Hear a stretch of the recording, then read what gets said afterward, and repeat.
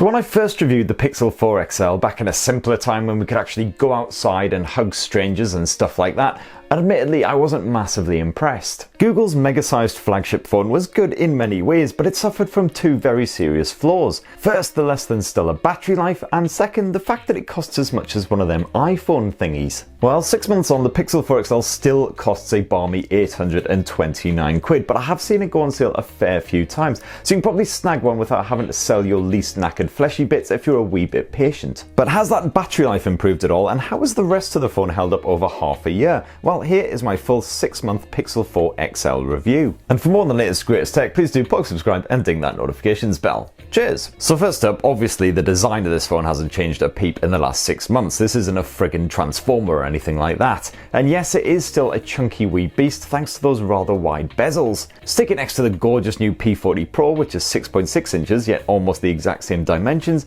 and the Pixel 4 XL just looks like a bit of a relic. It's almost like the Pixel is the P40 Pro's homely friend who it hangs around within bars just to make sure that it gets all the attention. So far though, the Pixel 4 XL is at least proven respectably hardy. I've shoved it in the bags and pockets God knows how many times to take it out and about, take test photos and things like that. And so far, touch wood, there's only a single scratch on that back end and a couple of light nicks on the display. And as you'd hope and expect, Google has done a bang up job keeping the Pixel 4 XL nice and fresh. Those security patches are rolling through in a monthly fashion, nice and timely, and we've had some pretty impressive new features thrown on there as well. In fact, the last update was an absolute whopper. Not only did we get a potentially life-saving new tool in there, but Google also threw in the beginnings of an if this then that style automation system and added new features to the camera and the likes of Duo. In fact, the update was so massive that I've actually done a full dedicated video all about it and all the new features it brought along, so definitely go check that out for all you need to know. If I remember, I'll stick one of those link jobbies in somewhere above my head here. If that hasn't popped up, then I've obviously forgotten, so go search for it or don't, whatever. It's your life, don't let YouTube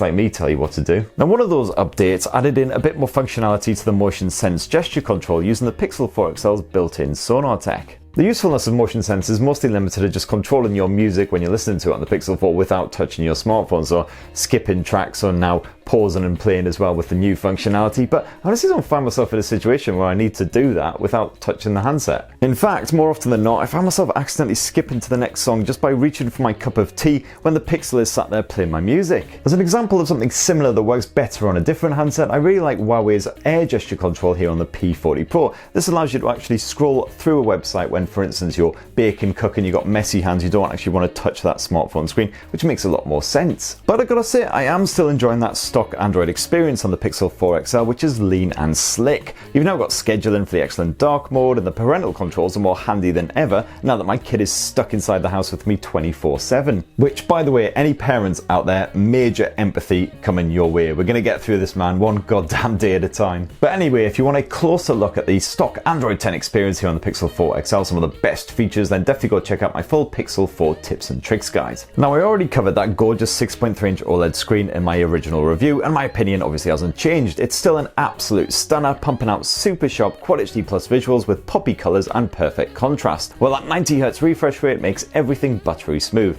It's definitely still one of the very best displays even now in 2020. Likewise, that stereo speaker setup is great when kicking back with a bit of Netflix or YouTube or whatever, and especially great when gaming as well, although I do rue the lack of a headphone jack. That's stumbled me quite a few times over the past few months, but luckily the Bluetooth connectivity has been absolutely perfect here on the Pixel 4 XL, no worries. And it's the same story for the performance as well. Qualcomm's Snapdragon 855 chipset has of course since been succeeded by the 865, but the Pixel 4 XL will still blaze through any games and shows with nary a stutter, whatever you're up to. Now, one of the major reasons I wanted to re-review the Pixel 4 XL in 2020 was the fact that I saw that a lot of people had optimistically posted online that the battery life appeared to be getting better with every subsequent update. And unfortunately, I gotta say, I've seen no such improvement. That 3700 mAh cell still just about lasts the day if you don't lean on this phone. But if you burn through a lot of screen time in the average day, then you'll definitely want to look elsewhere, because the Pixel 4 XL will be slapped into the power saving mode before you even get to the sort of early evening stage. And it is a real shame about that battery life, because design aside, I really like the other features of the Pixel 4 XL, especially that brilliant dual lens rear camera. The HDR smarts are still among the best out there. The night mode is absolutely fantastic, but it's just the fact that it takes such brilliant shots of your kids, your family, your pets, even when they're all bouncing around like absolute idiots. That's what really sets the Pixel 4 XL apart. Plus, that camera software has been tweaked slightly since launch as well to improve features like the bokeh effect when shooting selfies.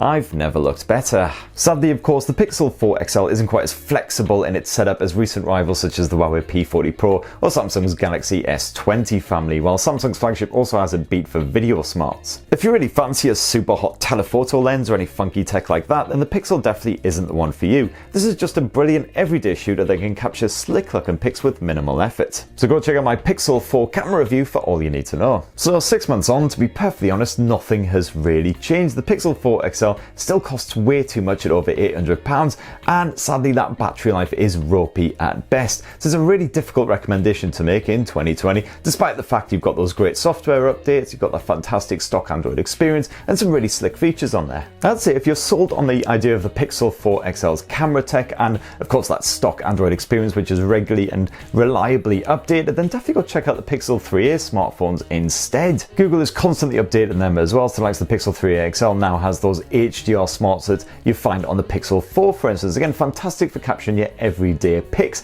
It costs an awful lot less, still dependable performance, and the battery life is a lot better. But of course, don't forget that the Pixel 4a smartphones might be just around the corner, so you might want to hang on a little bit longer, see what happens there. So anyway, that's what I think of the Pixel 4 XL after having it in my pocket, my bag, wherever for the last 6 months. But have you been using the Pixel 4 XL as your full-time smartphone? It'd be great to hear from you as well. Please do bung your thoughts down in the comments below. Maybe you've been loving it more than I have. And for more on the latest greatest tech, please do subscribe and ding that notifications bell. Cheers!